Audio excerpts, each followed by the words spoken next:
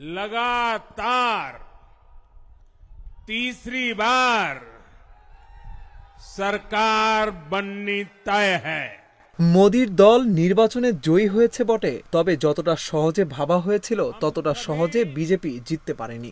ভারতীয় জনতা পার্টি 240টি আসন পেলেও দিল্লি দূরস্থ, কারণ দিল্লির মসনদে পৌঁছাতে দরকার 272টি আসন। গুজরাটের সাবেক মুখ্যমন্ত্রী ও টানা 2 মেয়াদের ভারতের প্রধানমন্ত্রী হিসেবে নরেন্দ্র মোদির জন্য এটি এক ধরনের চপেটাঘাত। সরকার গঠন করতে তাকে পরনির্ভরশীল হতেই হচ্ছে।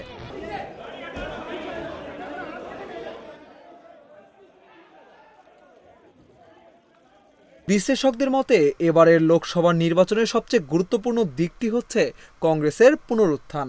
2014 ও 2019-এর নির্বাচনে যেভাবে কংগ্রেসের ভরাডুবি হয়েছিল তাতে সবাই ধরেই নিয়েছিল কংগ্রেস আর কোনোদিন উঠে দাঁড়াতে পারবে না। কিন্তু কংগ্রেস এককভাবে পেয়েছে 99টি আসন আর জোটগতভাবে পেয়েছে 234টি আসন। প্রোটিন, আয়রন ও ফাইবার সমৃদ্ধ প্রাণ টোস্টের আবেশে সবাই কাছে আসে। গত এক দশকের শাসন ব্যবস্থাকে অনেকেই আধিপত্যবাদী ব্যবস্থা হিসেবে অভিহিত করেছেন। এর পেছনে মোটা দাগে 5টি কারণ রয়েছে। একজন ক্যারিসমেটিক নেতা, 2 কতিপয় ব্যবসায়ীর হাতে সম্পদের কুক্ষিগতকরণ, 3 অতুলনীয় সাংগঠনিক দক্ষতা, 4 সংকুচিত স্বাধীনতা এবং 5 বিরোধীদের দমন।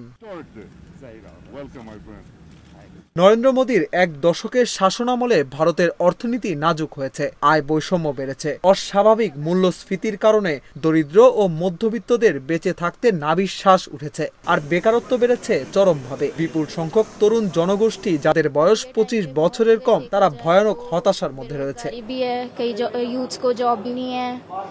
ভিন্নমত দমন ও সংখ্যালঘু মুসলমানদের প্রান্তিকরণের ব্যাপারে অভিযোগ রয়েছে মোদির বিরুদ্ধে। তার শাসনামলে মুসলিম সম্প্রদায়ের অনেকেই সহিংসতার শিকার হয়েছে। এছাড়া নির্বাচনের আগে বিরোধী অনেক নেতাকে কারাগারে পাঠিয়েছিল মোদি প্রশাসন।